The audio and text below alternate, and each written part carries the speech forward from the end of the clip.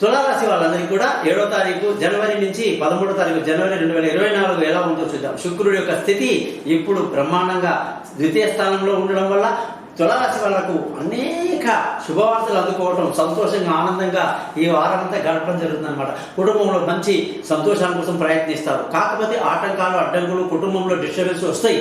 దాన్ని మీరు అధిగమించాలి. ఎందుకంటే తులారాశి అంటేనే చాలా మంచి తెలివైన వాళ్ళు కాబట్టి ప్రివెంట్గా చేయటం, దాన్ని ఏ గొడవ రాకుండా చూసుకోవడం, ఇంట్లో పిల్లల చదువు మీద శ్రద్ధ పెట్టడం, సమయానికి డబ్బు రాలేదనుకోండి చికాకులు అవి కాకుండా కాస్త ఓపికగా ఆలోచించే శక్తి మీకు ఉంటుంది. కాబట్టి ప్రశాంతంగా ఈ వారం గడపండి.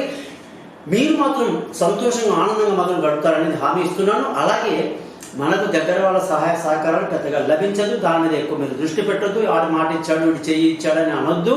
విలువైన వస్తువులు, భూములు, వాహనాలు, ఇతరత్ర విలువైన వస్తువులు అన్ని కొనడానికి ఎంతో అద్భుతంగా ఉందన్నమాట. సంతానం అయితే మీకు మంచి పేరు తెచ్చిపెడతారు. ఎక్కడ మీరు ఊహించనంత రివార్డ్స్ మీకు తగులుతాయి. దూర ప్రయాణాలు అనుకూలంగా ఉంటాయి. అలాగే తెలివైన నిర్ణయాలతో ఈ వారం అంతా ముందుకు తీసుకెళ్తారని కూడా చెప్పచ్చు. భార్యాభర్తల మధ్య చికాకులు, గొడవలు, మిస్అండర్స్టాండింగ్ ఎందుకు? తక్కువ మాట్లాడుకుంటే సరిపోతుంది. ఎక్కువ మాట్లాడాల్సిన అవసరం లేదు, ఎక్కువ ఎక్స్పెక్ట్ చేయాల్సిన అవసరం లేదు. నువ్వు ఇలా చేస్తావని నువ్వు అనుకున్నా, నువ్వు అంటావని నేను అనుకున్నా, ఎన్నొద్దు. ఇకపోతే ప్రేమికుల మధ్య అయితే గ్యారంటీగా 1 వీక్ గ్యాపే. కాబట్టి తొందరపడి మాటలు బారేసుకోకండి.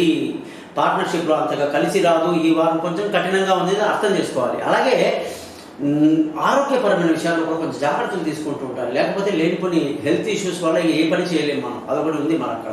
అలాగే అదృష్టం చూసామనుకోండి, అదృష్టం అనేది కాస్త బాగా ఉండింది నిన్న మొన్నదాకా.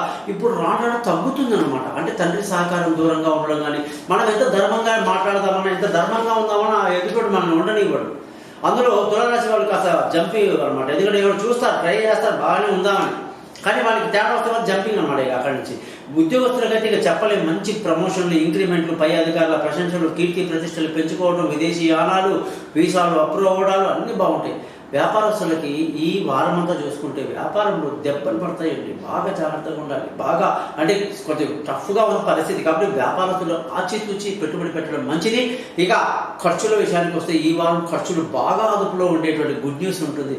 మరి తులారాశి వాళ్ళు ఏం చేస్తే ఈ వారం అంతా బాగుంటుంది అంటే చాలా సింపుల్గానండి.